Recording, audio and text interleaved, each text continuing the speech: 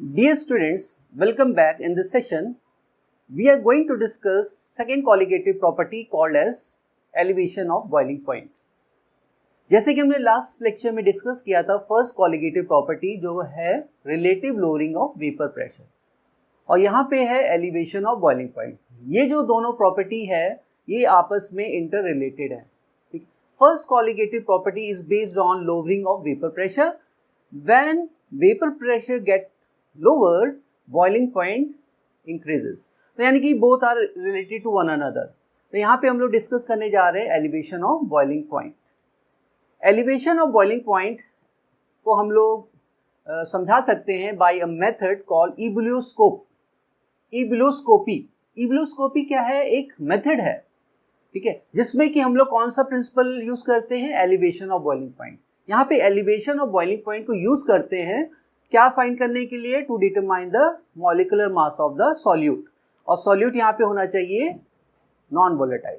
यानी बेसिकली जो colligative properties हैं हम लोग उसको यूज करते हैं to determine the molecular mass of the solute which is non volatile, ठीक है। तो यहाँ पे elevation of boiling point discuss करने जा रहे हैं और इस मेथड को इबुलोस्कोपी बोलते हैं। और यहाँ पे ईबुल, ये जो ईबुल वर्ड है ये लैटिन वर्ड है, इसका मतलब है टू बॉयल, टू बॉयल, यानी कि this is based on boiling. Now ebullioscopy is the method to determine molecular mass of solute, and solute should be non volatile. Okay, so this is a simple one, इबुलोस्कोपी। और यहाँ पे एक instrument use करते हैं इस method के लिए, उसको इबुलोस्कोप बोलते हैं। इबुलोस्कोप इंस्ट्रूमेंट, यहाँ पे जो इंस्ट्रूमेंट यूज होगा उसको बोलेंगे इबुलियोस्कोप। तो इस तरीके से ये वर्ड डिफाइन हो रहा है। तो यहाँ पे इस मेथड में हम लोग क्या यूज करते हैं? बॉइलिंग पॉइंट का एलिवेशन इन बॉइलिंग पॉइंट। क्यों हो रहा है? क्योंकि यहाँ पे हम नॉन वोलेटाइल सॉल्यूट जब हम लोग मिक्स करते हैं तो वेपर प्रेशर कम बनता है, जिसकी वजह से बॉइलिंग पॉइंट इंक्रीज हो जाता है। तो यहाँ पे अब हम लोग पहले बॉइलिंग पॉइंट की बात करेंगे, फिर उसमें एलिवेशन कैसे हो रहा है उसकी बात करेंगे। तो बॉइलिंग पॉइंट अगर आपको समझाना पड़े तो क्या करेंगे? हम लोग को पता है any liquid has definite vapour pressure at definite temperature, यानी कि किसी भी लिक्विड का वेपर प्रेशर डेफिनेट होता है एक डेफिनेट टेम्परेचर पे, ठीक है। अगर हम टेम्परेचर इंक्रीज करते हैं तो वेपर प्रेशर भी इंक्रीज होता है। टेम्परेचर इंक्रीज करेंगे वेपर प्रेशर इंक्रीज होगा। कब तक इंक्रीज करते रहेंगे? एक स्टेज आएगी इक्विलिब्रियम स्टेज। उस स्टेज पे क्या होता है? वेपर प्रेशर जब एटमॉस्फेरिक प्रेशर के इक्वल आ जाता है तब बॉइलिंग स्टार्ट हो जाती है लिक्विड की। तो this is a simple definition of the liquid of boiling point.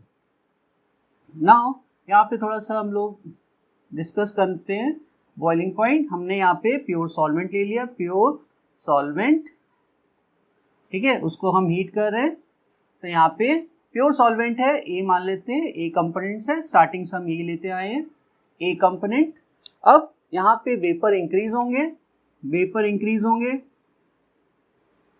ठीक है। तो वेपर प्रेशर जो है ए कंपोनेंट का वो इंक्रीज हो जाएगा। Vapour pressure of A component increase होगा। हम और हीट करेंगे इसको। कब तक हीट करेंगे? एक इक्विलिब्रियम स्टेज आएगी। इक्विलिब्रियम स्टेज आएगी जब vapour pressure of pure solvent P not बोलते हैं प्योर सॉल्वेंट, और इसमें ए कंपोनेंट है, जब ये किसके इक्वल हो जाएगा? एटमॉस्फेरिक प्रेशर कितना होता है? 1 atm, 1 एटमॉस्फेरिक प्रेशर, ठीक है। तो यहाँ पे जब vapour pressure of pure solvent is equals to the atmospheric pressure that is 1 atm और क्या होता है? 1.013 बार, ये भी बोल सकते हैं। तो अगर इसके इक्वल हो जाता है तो उसी पॉइंट से, उसी टेम्परेचर वाले पॉइंट से बॉइलिंग स्टार्ट हो जाती है, वही लिक्विड का बॉइलिंग पॉइंट होता है, ठीक है। तो this is called boiling point, ठीक है। लिक्विड लिया, प्योर लिक्विड लिया, सॉल्वेंट, हीट किया, वेपर इंक्रीज होंगे, वेपर इंक्रीज होंगे, ठीक है, हम और हीट कर रहे हैं, टेम्परेचर बढ़ेगा, temperature increases, vapour pressure increases, vapour pressure increases, vapour pressure of what, solvent increases, and when it reaches 1 atmospheric pressure the liquid start boiling. This is called, and that temperature is called boiling point. तो अब आपकी definition रहेगी boiling point, the temperature, boiling point is the temperature, a temperature at which the equilibrium vapor pressure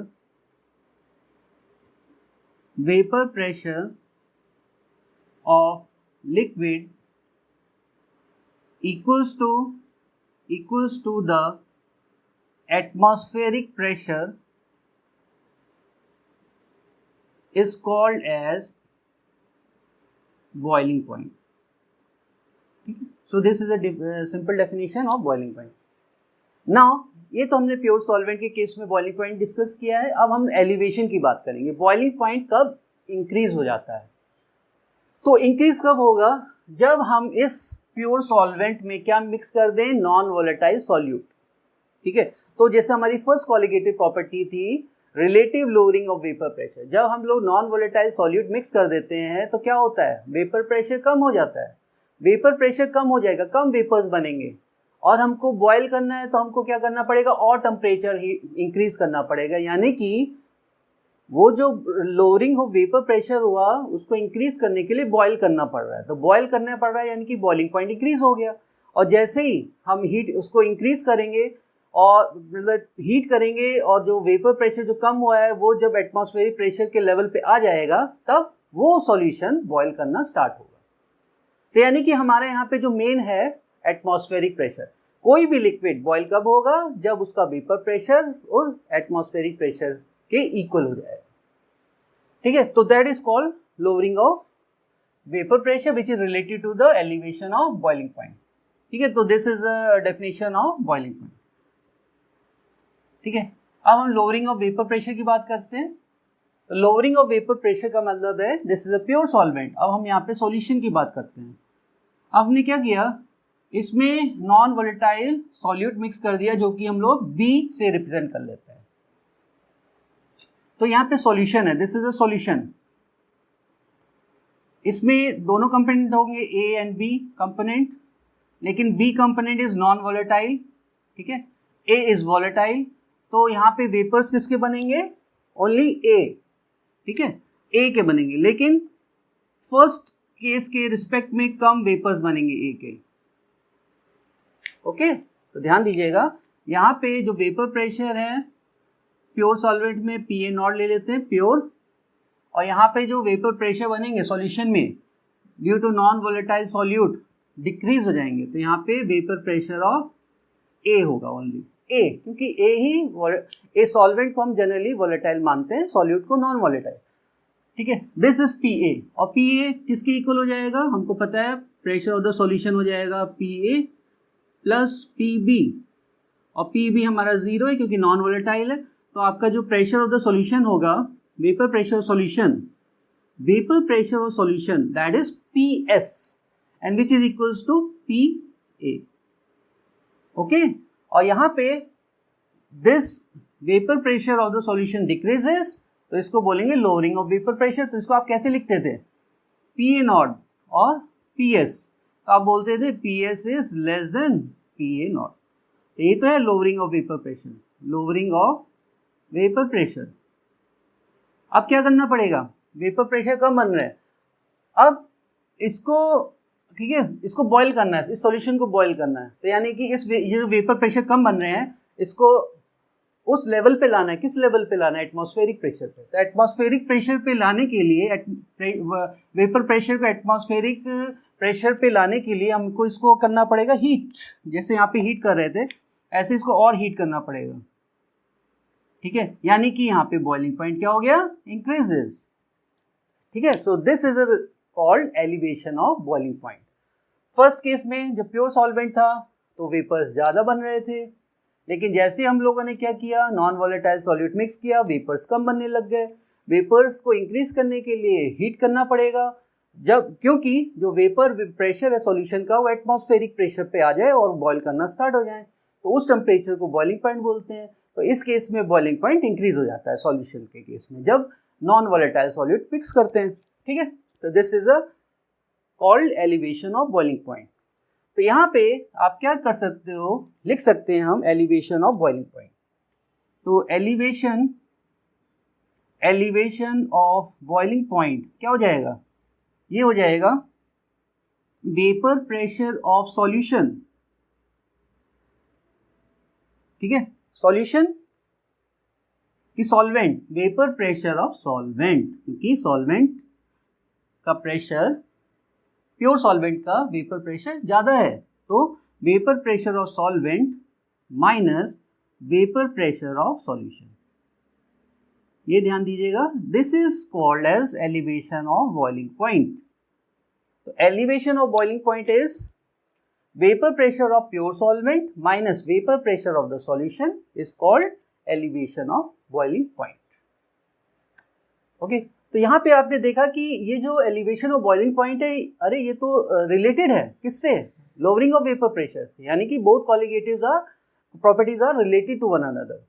now we move to expression. अब यहाँ पे expression कैसे find करेंगे, जैसे एलिवेशन ऑफ बॉइलिंग पॉइंट को हम लोग क्या लिख सकते हैं, डेल्टा, डेल्टा और टी टेम्परेचर से रिलेटेड है बॉइलिंग पॉइंट, ठीक है, और यहाँ पे बॉइलिंग को रिप्रेजेंट करेंगे बी से, डेल्टा टी बी, ठीक है। तो elevation in boiling point is called delta T B, B means boiling, boiling. तो इस तरीके से हम लोग इसको रिप्रेजेंट करेंगे। अब हम देखते हैं इसका एक्सप्रेशन कैसे फाइंड कर सकते हैं। तो एक्सप्रेशन के लिए जैसे हम लोग जो ग्राफ बना रहे थे वेपर प्रेशर वर्सेस टेम्परेचर, तो वही हम लोग यहाँ पे भी करेंगे। तो चलते हैं, तो यहाँ पे एक्सेस लेंगे vapour pressure and temperature. Vapour pressure on Y axis, vapour pressure on Y axis and temperature on X axis. अब जैसे कि अभी हम लोगों ने प्योर सॉल्वेंट लिया था, प्योर सॉल्वेंट क्या, प्योर सॉल्वेंट के वेपर्स इंक्रीज कब होते हैं, जब टेम्परेचर धीरे धीरे बढ़ेगा, जब टेम्परेचर बढ़ेगा वेपर प्रेशर इंक्रीज होंगे, और वेपर प्रेशर जब एटमॉस्फेरिक प्रेशर के इक्वल हो जाएंगे तब बॉइलिंग स्टार्ट होती है, ठीक है। तो यानी कि यहाँ पे जो मेन क्या एटमॉस्फेरिक प्रेशर, तो एटमॉस्फेरिक प्रेशर तो कांस्टेंट होता है, कहीं भी चले जाइए, तो एटमॉस्फेरिक प्रेशर हमारा कांस्टेंट है, ये कांस्टेंट हमने शो कर दिया 1 atm एटमॉस्फेयर, ठीक है।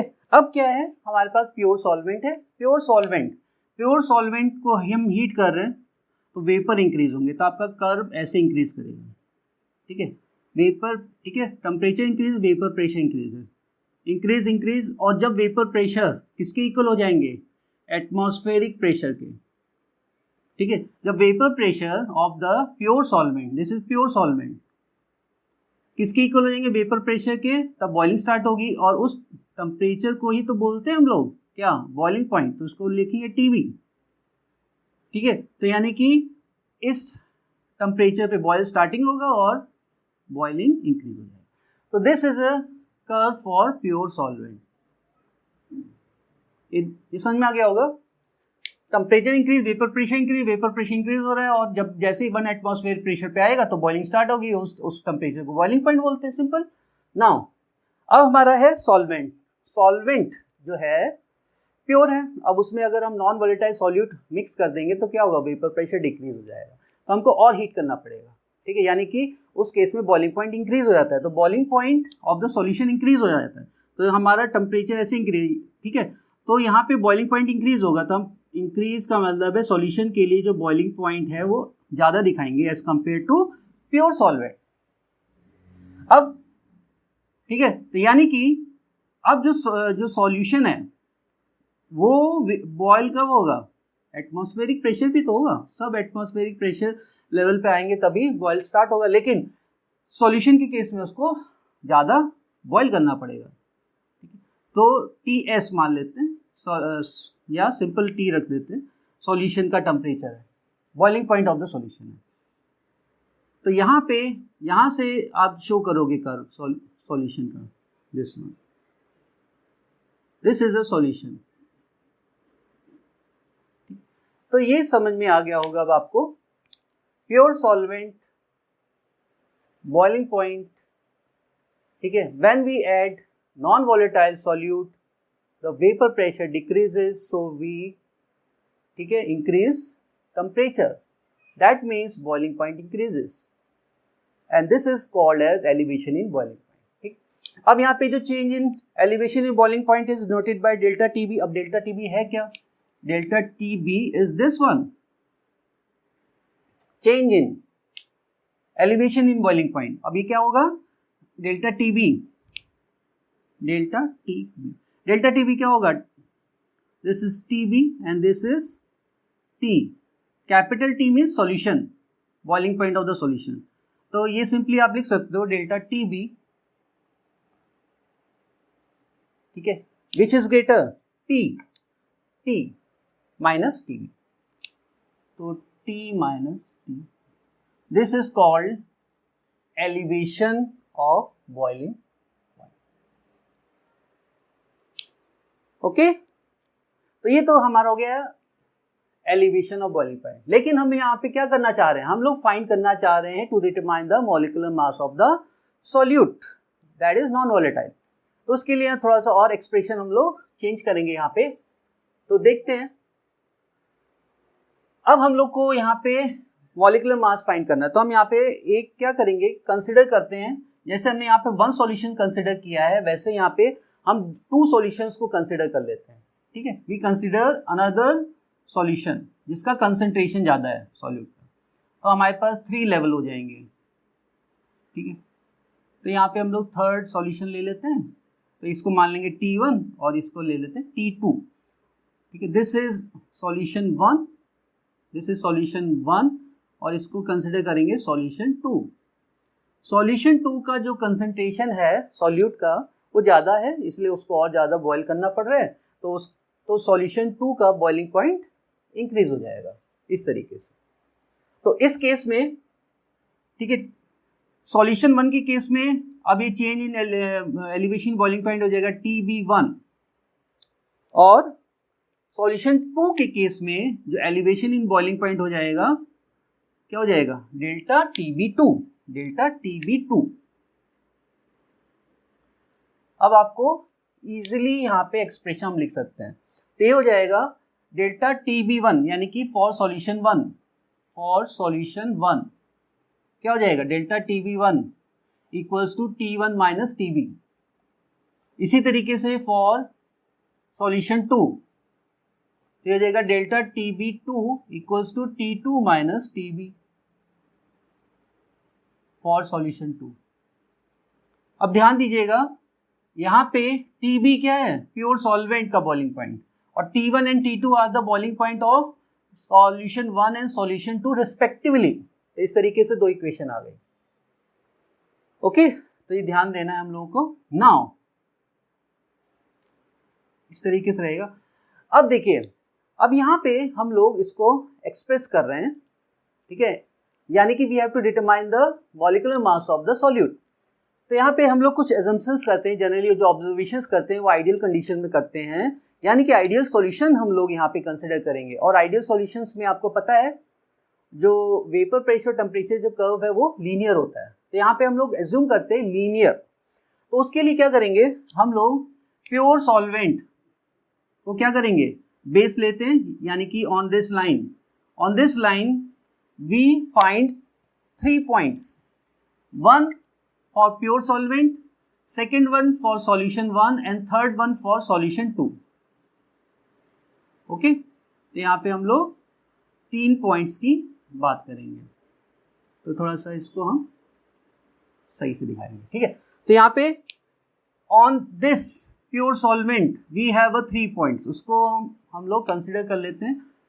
अब देखिए, ये हम लोगों ने प्योर सॉल्वेंट की बात की थी, तो प्योर सॉल्वेंट का जो प्रेशर है वो प्योर ही होगा, तो उसको मान लेते हैं PA0, और सॉल्वेंट होता है A, इसको A ले लेते हैं, PA0 है ये, दिस पॉइंट इज PA0।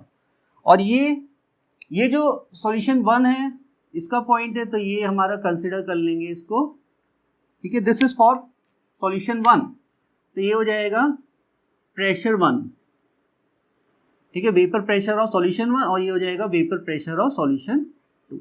तो इस तरीके से हो गया। और यहाँ पे XYZ ले लेते हैं, XYZ, और यहाँ पे C एंड D।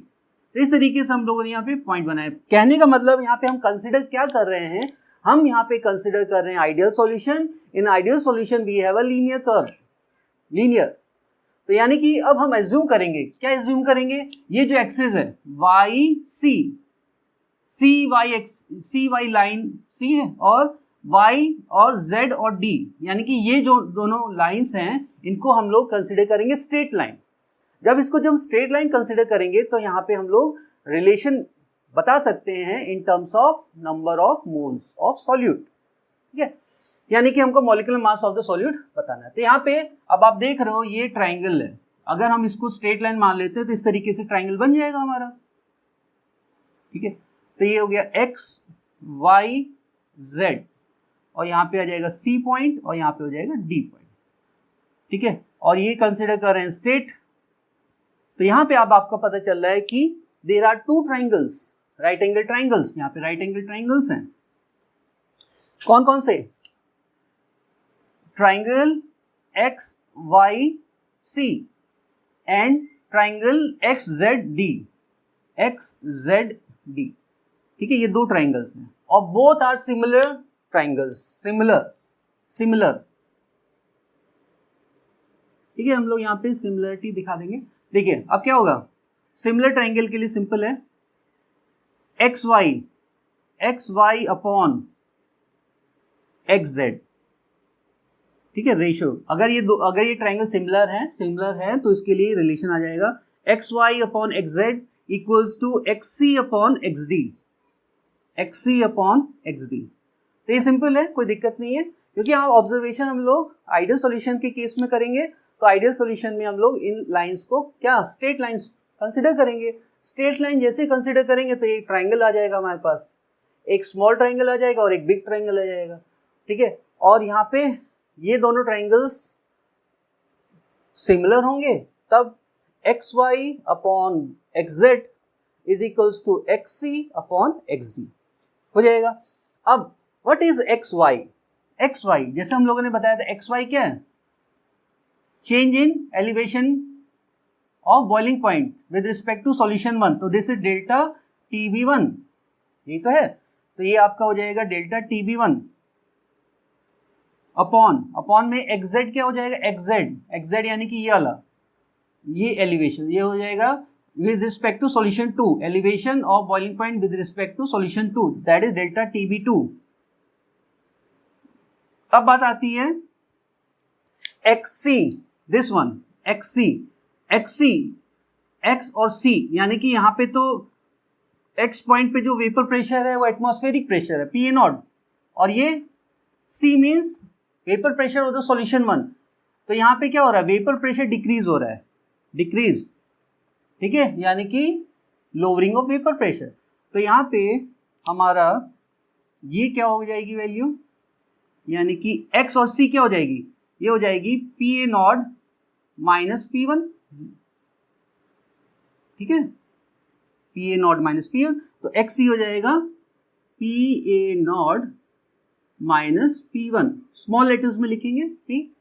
इसी तरीके से XD क्या हो जाएगा, XD ये हो जाएगा, यानी कि किसके रिस्पेक्ट में, atmospheric pressure with respect to solution 2, तो ये हो जाएगा PA0 माइनस P2।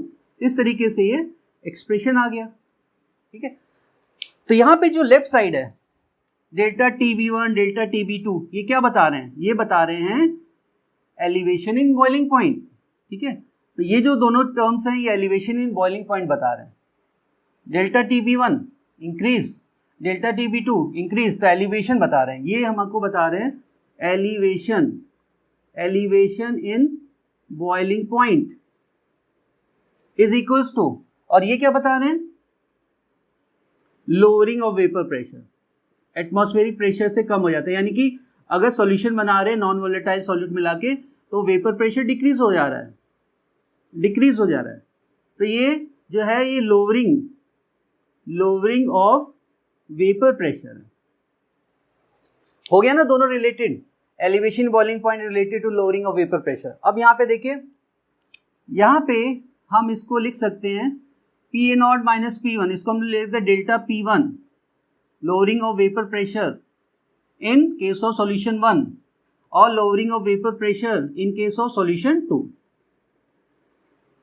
अब आप यहाँ पे देख रहे हो न्यूमरेटर में कौन सा सॉल्यूशन की कंपोनेंट है, solution 1।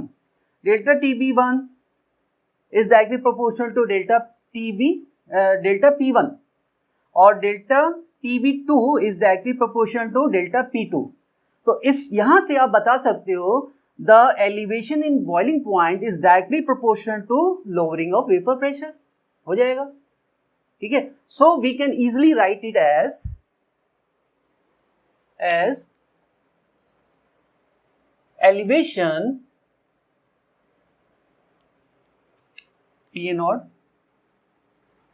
elevation in boiling point, that is delta TB is directly proportional to delta P। अब यहां पे हम लोग ये जनरल इक्वेशन लिख देंगे, जनरल।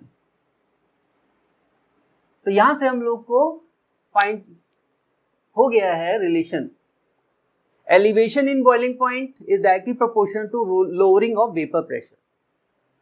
नाउ अब हम लोग क्या करेंगे, जो हमारी first colligative property lowering of vapour pressure, उसको यूज कर सकते हैं यहाँ पे, क्योंकि रेयॉल्स लॉ अब फॉलो कर सकते हैं, क्योंकि हमने यहाँ पे स्ट्रेट लाइन एज्यूम कर ली है। ठीक है, ऑब्जर्वेशन हम आइडियल सॉल्यूशंस के ही केस में करते हैं।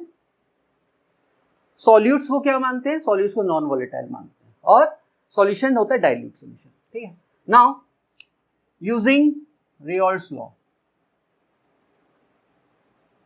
हम रेयॉल्स लॉ लेंगे किसके लिए, लोअरिंग ऑफ वेपर प्रेशर का फाइंड कर ही चुके थे हम लोग। क्या था, PS सॉल्यूशन का जो है, जो ठीक है, सॉल्यूशन का वेपर प्रेशर कम हो जाता है as compare to its pure form. तो ये आपको था, तो यहां से relative lowering of vapour pressure क्या आ जाएगा, PA0 minus PS upon PA0, और ये किसके इक्वल हम लोगों ने डिराइव किया था, मोल फ्रैक्शन ऑफ सॉल्यूट। ये आपने डिराइव कर चुके हैं हम लोग, तो वही यहाँ पे यूज करते हैं, कोई दिक्कत नहीं है। Now this is XB mole fraction of B component. तो इसको कैसे लिख सकते हैं, इसको लिख सकते हैं number of moles of B upon Na plus NB। अब यहाँ पे फिर क्या करते थे, डाइल्यूट सॉल्यूशन कंसिडर कर रहे थे।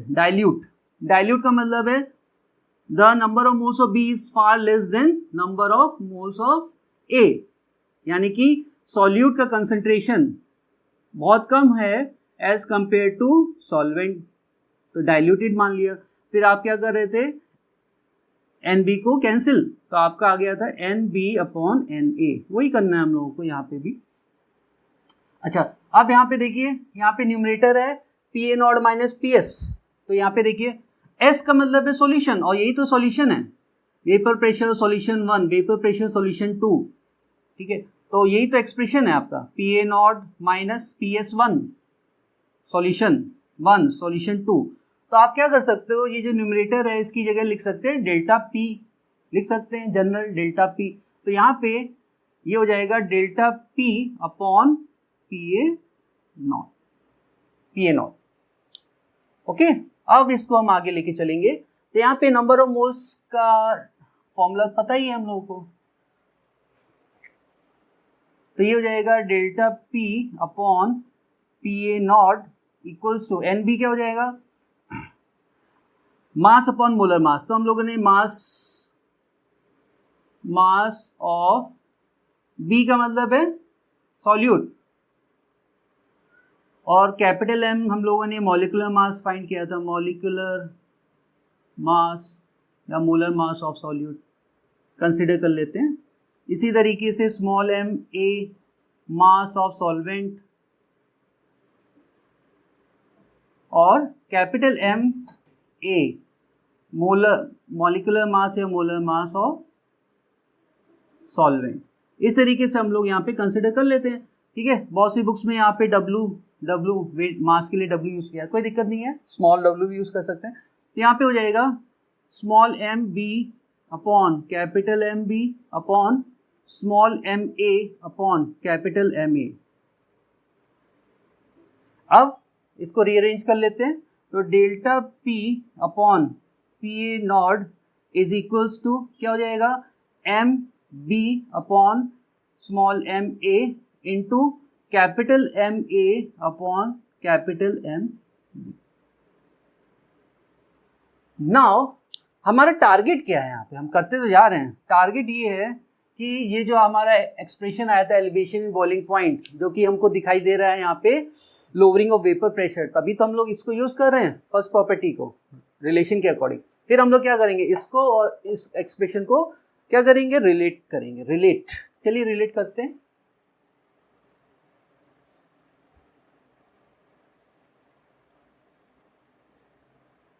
अब देखिए यहाँ पे क्या करिए, डेल्टा पी, यहाँ पे डेल्टा पी है, तो आप क्या करिए डेल्टा पी के टर्म्स में लिखिए इसको, यानी कि पी ए नॉट को राइट साइड लेके जाइए। तो delta P equals to P A not,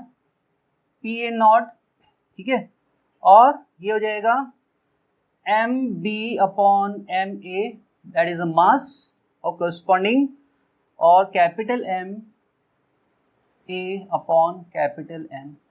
यहाँ तक समझ में आ रहा है हम लोगों को, तभी हम इसको और इसको रिलेट कर सकते हैं दोनों को। तो यहाँ पे डेल्टा पी ये आ गया। अब देखिए पी ए नॉट क्या है, पी ए नॉट है vapour pressure of pure solvent, vapour pressure pure solvent, तो ये तो फिक्स होगा भाई, ये तो फिक्स होगा, कांस्टेंट। इसी तरीके से molar mass of pure solvent यानी कि M A, molecular mass of pure solvent, वो भी तो फिक्स्ड होगा, दो चीज फिक्स्ड हो गई, कांस्टेंट हो गई, बोथ आर कांस्टेंट। तो इसको कांस्टेंट के केस में कंसिडर कर लेते हैं। तो अगर इन दोनों कांस्टेंट मान लेंगे तो you can say that delta P is directly proportional to what, तो ये हो जाएगा M B small M B upon capital M B into 1 upon small M. कोई प्रॉब्लम नहीं होनी चाहिए, बिल्कुल नहीं होनी चाहिए। अब हम क्या करेंगे, इन दोनों एक्सप्रेशन को रिलेट कर देंगे, यहाँ पे रिलेट कर देते हैं। चलिए इनको रिलेट करिए। तो रिलेट करते समय डेल्टा पी का एक्सप्रेशन यहाँ पे लिखेंगे, तो delta T B is directly proportional to क्या हो जाएगा, M B upon capital M B upon small M A. इसमें कोई प्रॉब्लम नहीं है। अब देखिए जो न्यूमरेटर टर्म है, न्यूमरेटर में क्या है, मास अपॉन मोलर मास, किसका, बी का मतलब है ये सॉल्यूट की बात कर रहे हैं, सॉल्यूट। तो mass upon molar mass of solute यानी कि नंबर ऑफ मोल्स, ये नंबर ऑफ मोल्स हो गए हमारे, डेल्टा टी बी, ठीक है, number of moles of solute upon, और ये क्या है, M A, that is mass of solvent, ठीक है, मास ऑफ सॉल्वेंट। अब बताइए यहाँ पे कौन सा मेथड यूज कर रहे हैं, number of moles of solute upon mass of solvent, यानी कि यहाँ पे हम मोलैलिटी आ रहा है, यहाँ पे जो हमारा जो कंसंट्रेशन है वो किस टर्म्स में आ रहा है, मोलैलिटी, स्मॉल एम। तो यहाँ पे कर सकते हैं हम लोग, और मोलैलिटी क्या होता है, number of moles of solute, ठीक है, इन केजी ऑफ सॉल्वेंट, पर केजी ऑफ द सॉल्वेंट। तो हम यहाँ पे क्या करेंगे, यहाँ पे जो मास है सॉल्वेंट का उसको कंसिडर कर लेंगे 1 kg। जैसे ही हम लोगों ने यहाँ पे 1 kg कंसिडर किया तो आप बता दोगे, इसको लिख देते हैं 1 kg ऑफ सॉल्वेंट, ठीक है। तो ये रिलेशन आ जाएगा solute upon solvent and solvent is in kg and this represent molality. So you can write as delta T B is directly proportional to molality, that is small M. और यहाँ पे आ जाएगा expression delta T B is directly proportional to small M. और यहाँ पे फिर से हम लोग एक प्रोपोर्शनलिटी कांस्टेंट रिप्रेजेंट करेंगे, किसके टर्म्स में, एलिवेशन ऑफ बॉइलिंग पॉइंट। तो इसको बोलेंगे डेल्टा टी बी, ठीक है, delta T B is equals to K B into M. ये जो के सफिक्स बी है इसी को बोलते हैं क्या, प्रोपोर्शनैलिटी कांस्टेंट। अब ये किसके बेसिस पे है, मोलैलिटी के बेसिस पे है, तो इसको बोलेंगे मोलल एलिवेशन कांस्टेंट बोलेंगे, ठीक है। और ये जो मेथड हम लोग इबुलियोस्कोपी यूज कर रहे थे तो इसको इबुलियोस्कोपिक कांस्टेंट भी बोलते हैं। क्या बोलते हैं, इबुलियोस्कोपिक कांस्टेंट। तो भी लिख दीजिए, it is also called as ebullioscopic constant.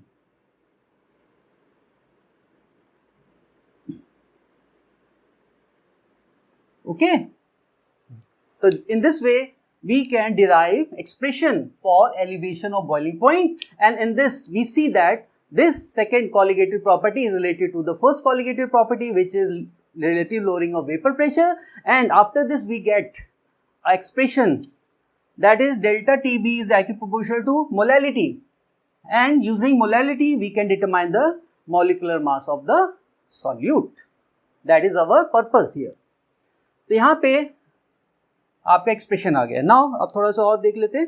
अब आता है जो कांस्टेंट है इबुलियोस्कोपिक कांस्टेंट के बी हो जाएगा delta T B upon M. अगर हम चाहें इसकी डेफिनेशन लिखने के लिए तो वो भी लिख सकते हो। तो इसमें हम लोग क्या करेंगे, to write the definition of ebullioscopic constant we consider molality as 1। मोलैलिटी 1 ले लेंगे। मोलैलिटी इक्वल्स टू 1 का मतलब है 1 mole of solute dissolve in 1 kg of solvent. तो 1 अपॉन 1 दैट इज 1, सिंपल। यानी कि यहां पे जो इबुलियोस्कोपिक कांस्टेंट है K B which is equals to what, that is equals to elevation in boiling point, elevation of boiling point. तो इबुलियोस्कोपिक constant is equals to elevation of boiling point only when we add 1 mole of solution in 1 kg of solvent. So in this way we can define ibulioscopic constant. Ibulioscopic constant is equals to the elevation of boiling point. This happens only when we add 1 moles of solute in 1 kg of solvent. और इसके बाद इसकी unit भी आप लिख सकते हो kb। अब देखिए न्यूमरेटर में है एलिवेशन बॉइलिंग पॉइंट, इसकी यूनिट है केल्विन, और मोलैलिटी की पता है solute upon solvent in kg, तो ये हो जाएगा number of moles upon kg, मोल पर kg, ठीक है। तो इसकी यूनिट हो जाएगी, यूनिट हो जाएगी केल्विन केजी, ऊपर चला जाएगा kelvin KG mole inverse, kelvin KG mole inverse. So this is a complete discussion of elevation of boiling point, which is called ibulioscopy, and relation with first colligative property that is called elevation in, that is lowering in, relative lowering of vapor pressure. Okay, thanks.